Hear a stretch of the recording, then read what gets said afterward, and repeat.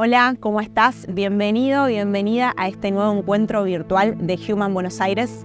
Espero que estés pasando un lindo domingo y si no, bueno, en el día que lo veas, que puedas estar disfrutando de este día y que puedas estar compartiendo con alguien en este tiempo.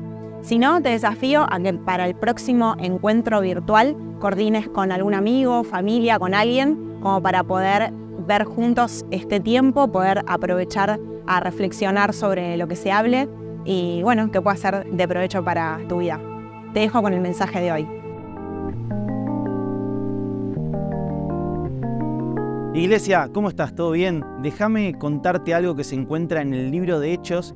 En el capítulo 2 cuenta ahí cómo nació la primera iglesia y qué hacían. Y dice que se reunían todos en un mismo lugar y que la gente compartía todo lo que tenía. Vendían sus casas, vendían sus posesiones para darle a quienes lo necesitaban. Y esto la verdad que me confronta muchísimo por el grado de generosidad que tenía esa gente. ¿Por qué creo yo que eso sucedía? Porque ellos habían sido impactados por Dios primero. Días antes Jesús había resucitado y después habían recibido al Espíritu Santo.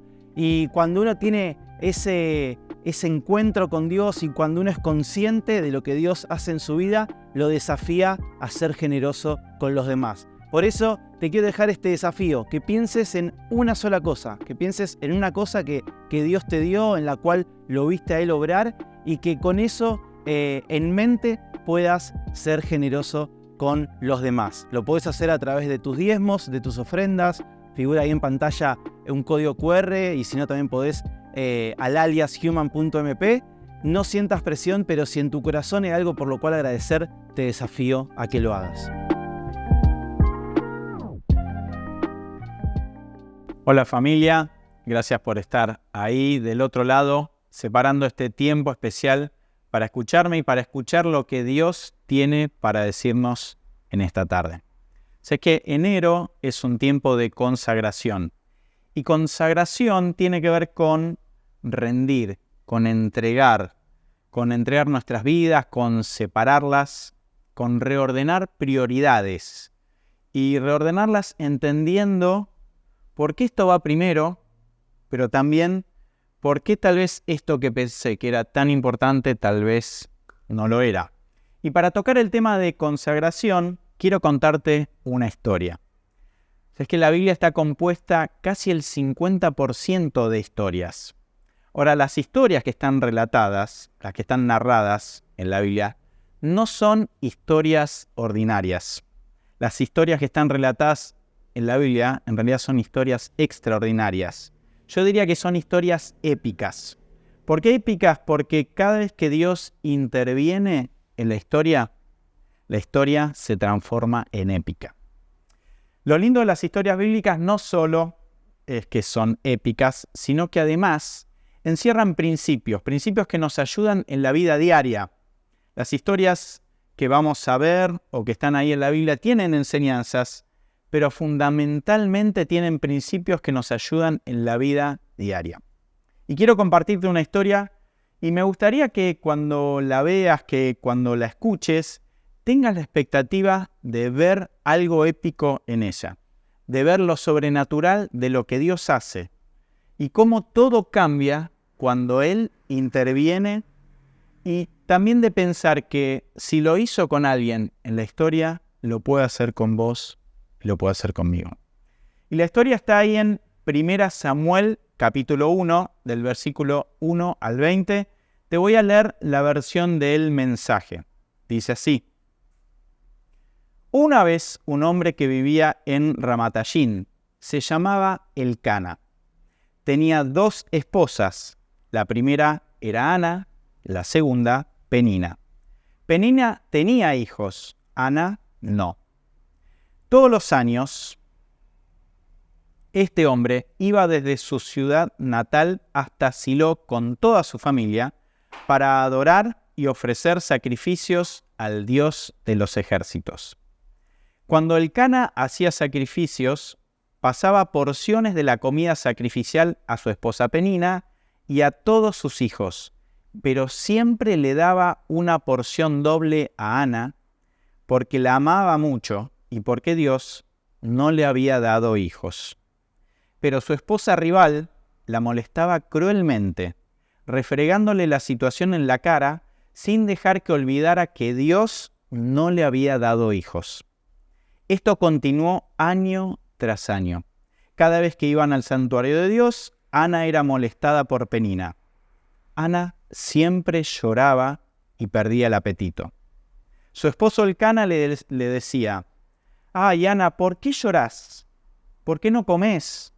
¿Y por qué estás tan angustiada?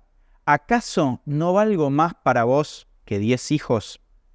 Entonces, un día, Ana comió y se recompuso. Se retiró silenciosamente y entró al templo. El sacerdote Elí estaba de guardia en la entrada del templo de Dios en el lugar de costumbre. Afligida en el alma, Ana oró a Dios y lloró desconsoladamente.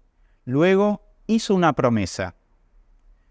«Oh Dios de los ejércitos celestiales, si mirás con atención mi dolor, si dejás de ignorarme y actúas por mí dándome un hijo, te lo daré por completo sin reservas a ti. Lo consagraré y nunca se cortará el pelo». Sucedió que mientras estaba orando ante Dios, el sacerdote Elí la observaba detenidamente. Ana oraba en su corazón en silencio. Sus labios se movían, pero no se escuchaba ningún sonido. Elí llegó a la conclusión de que estaba ebria. Se le acercó y le dijo: «¿Estás borracha? ¿Cuánto tiempo pensás seguir así? Recuperate, mujer». Ana le dijo: «Oh no, Señor, por favor, solo estoy desconsolada. No he estado bebiendo ni una gota de vino o cerveza. Lo único que he derramado es mi corazón ante Dios. No piense ni por un minuto que soy una mala mujer. Es porque estoy tan desesperadamente infeliz y con tanto dolor que he estado aquí tanto tiempo». Elí le respondió: «Ve en paz y que el Dios de Israel te dé lo que has pedido». «Piensa bien de mí y ora por mí», dijo ella, y se fue. Luego comió con alegría y su rostro se puso radiante. Antes del amanecer, adoraron a Dios y regresaron a su casa en Ramá. Elcana se acostó con Ana, su esposa, y Dios comenzó a hacer los arreglos necesarios en respuesta a lo que ella había pedido. Antes de que terminara el año, Ana había concebido y dado a luz a un hijo.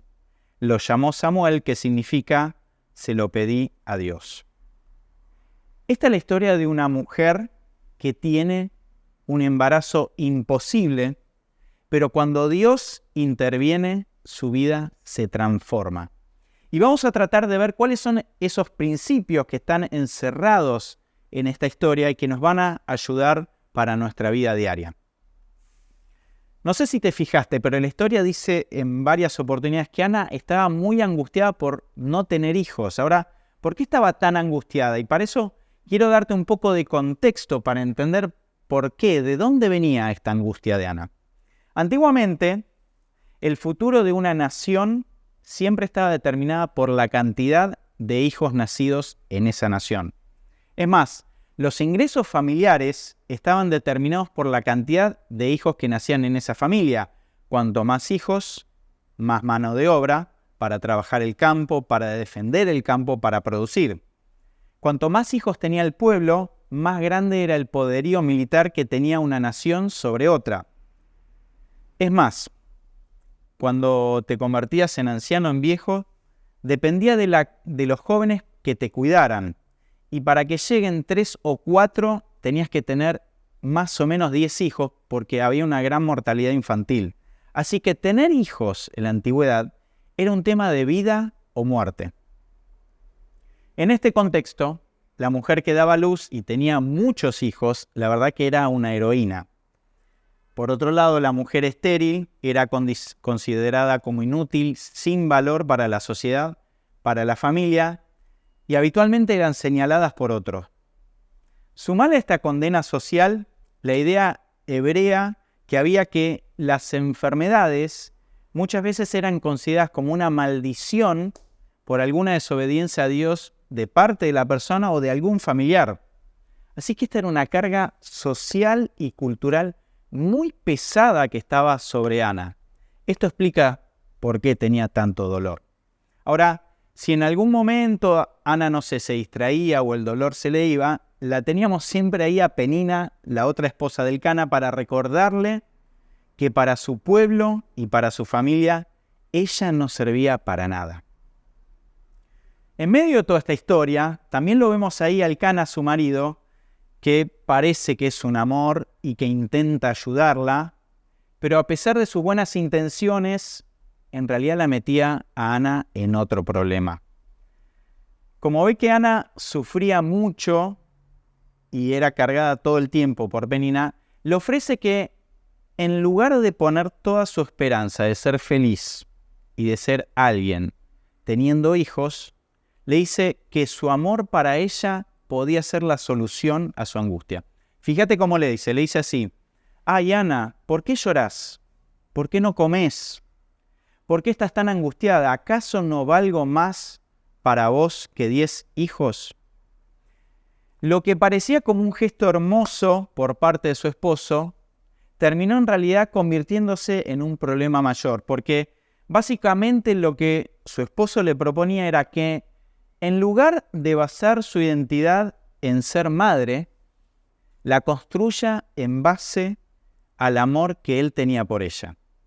Ahora, claro, cuanto más le demostraba su amor el Cana a Ana, más conflictos tenía Ana con Penina, porque Ana era cada vez objeto de más burlas, de más menosprecio de parte de Penina, que constantemente le recordaba que era una fracasada.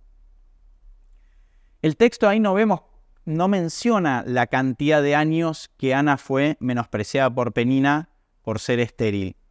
Solo dice esto, esto continuó año tras año.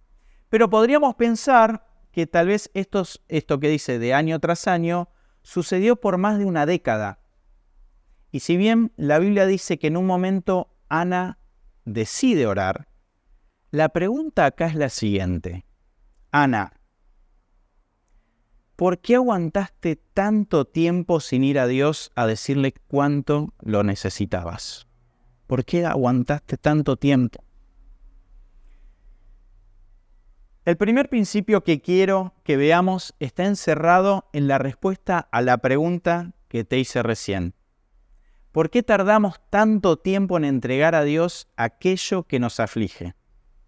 El primer principio se desprende de esta pregunta y es el siguiente: Dios solo se lleva aquello que le entrego.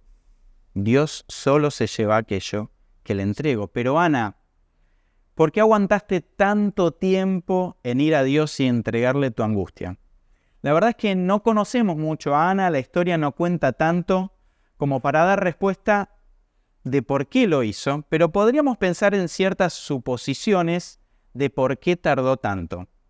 Y cuando te las mencione ahora, trata de fijarte si alguna o varias te resuenan con tu historia, o tal vez con lo que estás viviendo hoy. Por ahí la primera respuesta a por qué esperó tanto Ana podría estar en dudas. Tal vez Ana pudo haber dudado de que Dios realmente podía darle un hijo y hacer un milagro cuando ella era estéril.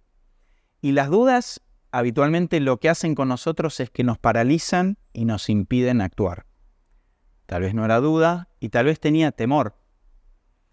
Ana tal vez, no sé, se sintió con miedo, con temor de decepcionarse si Dios no le concedía un hijo como ella le pedía.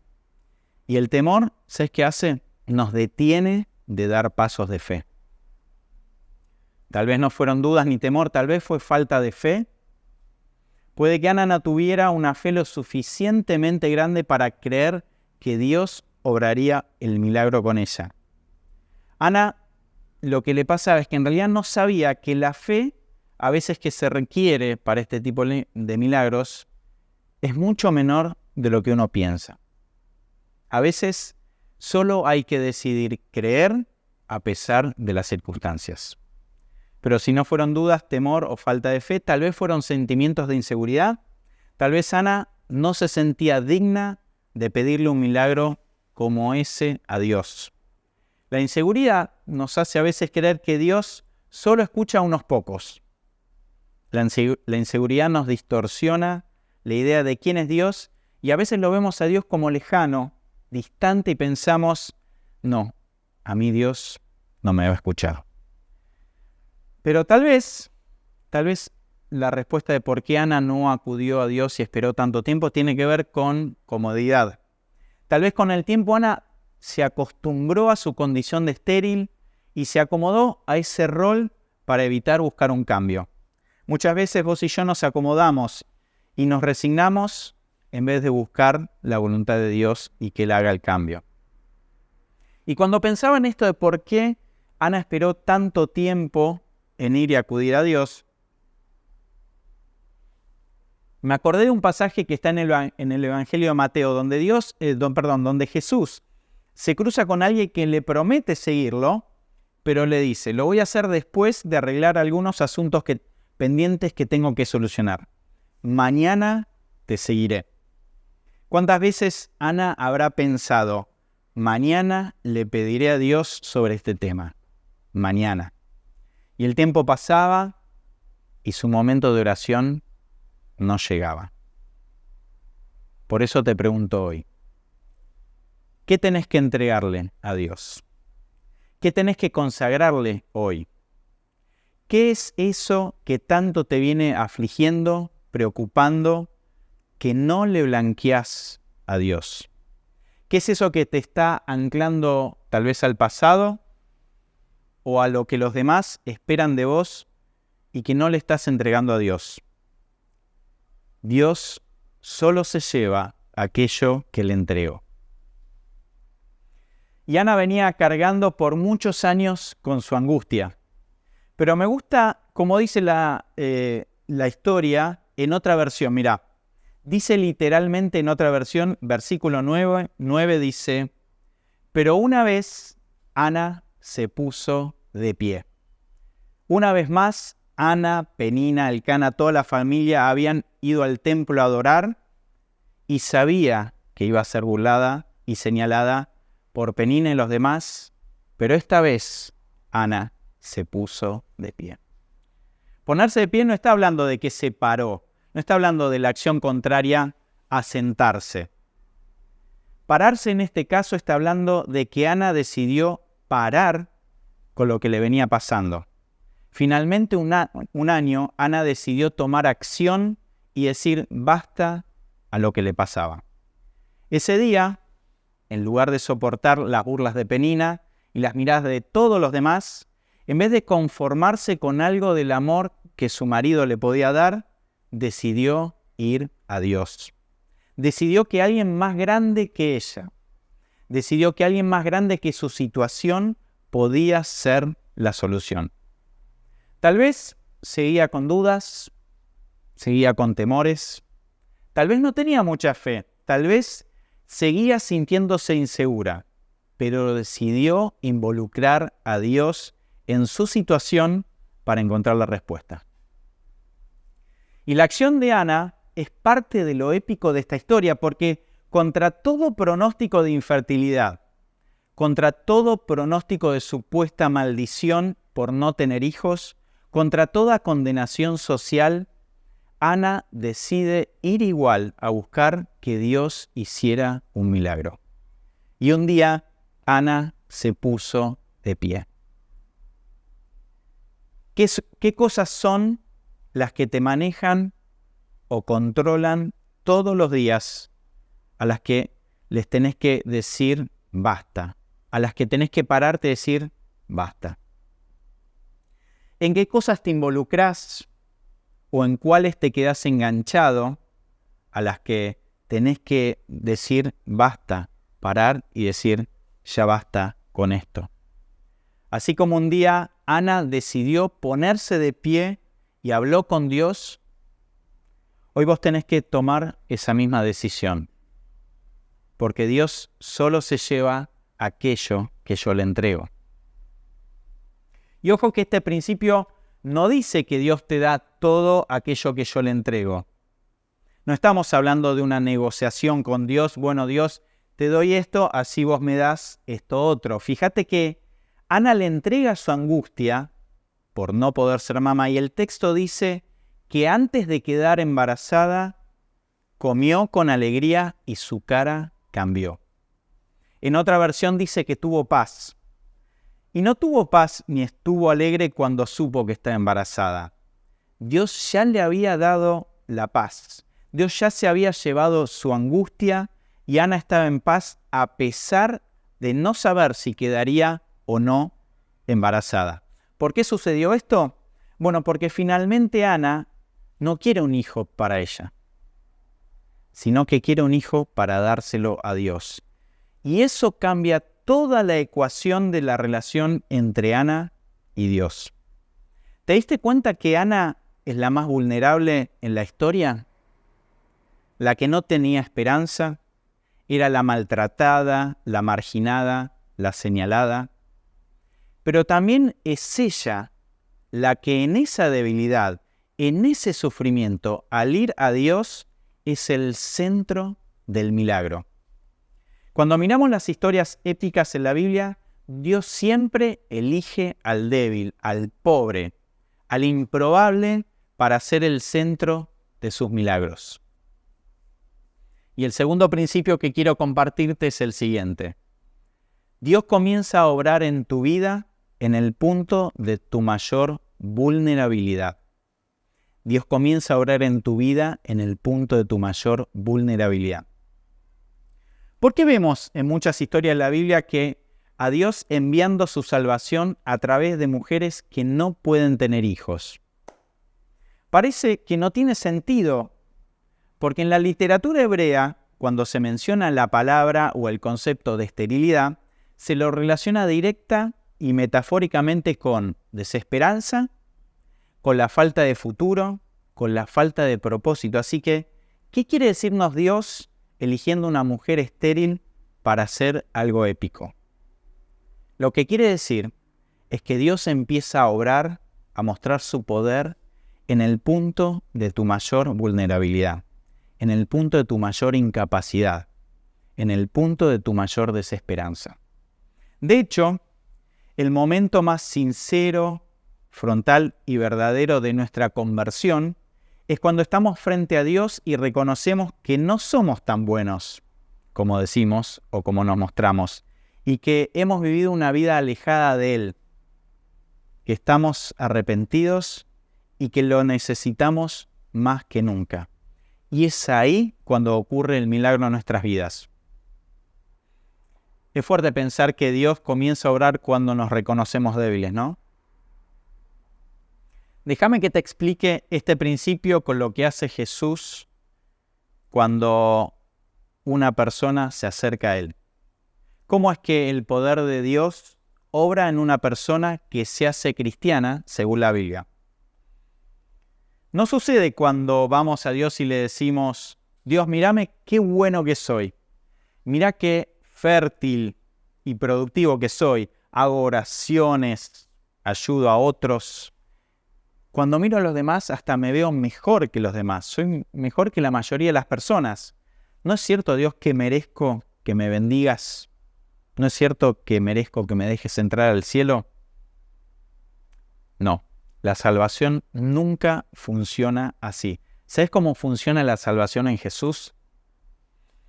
Cuando vos sos sincero con Él y le confesás como Ana que espiritualmente sos estéril, que estás en quiebra, cuando reconoces que intentaste ser bueno, pero no lo lograste, que no mereces ni ganaste nada para que Él te reciba, en ese punto, en el punto donde reconoces tu mayor incapacidad, tu mayor debilidad, tu mayor vulnerabilidad, ahí es cuando el poder de Dios empieza a obrar en tu vida y no antes.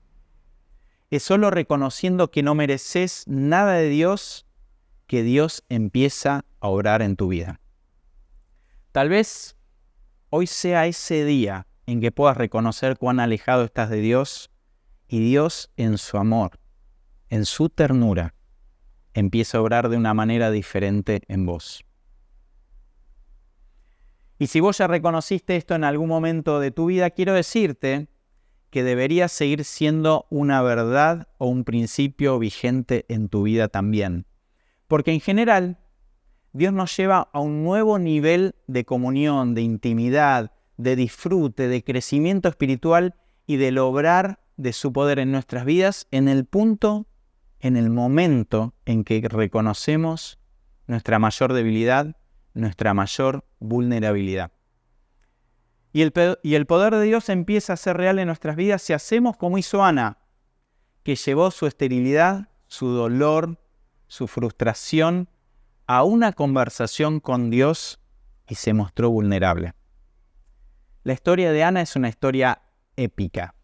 Es la historia de una mujer que tiene un embarazo imposible, pero cuando Dios interviene, su vida se transforma. Tu vida y mi vida también son o pueden ser historias épicas y transformadas por Dios. Solo necesitamos ver y poner en práctica los dos principios que la historia nos enseña. Dios solo se lleva aquello que le entregamos. Dios comienza a obrar en nuestras vidas en el punto de nuestra mayor vulnerabilidad. Este mes de enero es un tiempo de consagración, de rendir, de entregar nuestras vidas a Dios, de reordenar prioridades y entender que algunas cosas que creíamos importantes tal vez no lo son tanto. Es el momento ideal para traer a Dios no solo nuestros planes, nuestros sueños, nuestros anhelos para este año que comienza, sino también para depositar a sus pies aquellas cosas con las que cargamos y que no deberíamos cargar. Y también, como hizo Ana, este es el tiempo de decidir ponerse de pie. Dejar de patear para adelante o para otro momento la entrega de algún área de nuestras vidas que no estamos soltando por dudar, por temor, por inseguridad, por falta de fe o porque ya nos acostumbramos y estamos cómodos con ella. Vos y yo tenemos la promesa que cuando vamos a Dios con sinceridad, Él comienza a obrar porque tiene el poder de transformar completamente cualquier situación. Así que te desafío a que puedas tener un tiempo de charla e intimidad con Dios. De tener la valentía de decir basta, basta. De decir basta a lo que tenés que decirle basta. De ir a Dios para consagrar y entregar este año y todo aquello que te está atando, todo aquello que te está anclando y no te permite llegar a donde Dios quiere llevarte. Iglesia, Dios tiene algo nuevo para nosotros en este año. Caminemos con Dios para descubrir aquello que Él ya nos preparó. Iglesia, Dios te bendiga y nos vemos pronto. Qué bueno lo que pudimos escuchar hoy. Espero que pueda servir para pensar y repensar en la semana y que pueda ser algo bueno para tu vida. Si es la primera vez que te conectás en Human, te invito a escanear el código QR que va a aparecer por algún lado de la pantalla y poder conectar con nosotros sabiendo qué es lo que hacemos, que puedas saber para qué lo hacemos y por qué lo hacemos. Bueno, conectate por redes para poder ver bien qué días y a qué hora y todo nos vamos a encontrar, si es presencial o si es virtual. Seguinos por ahí para poder estar al tanto. Que tengas una excelente semana. Chau.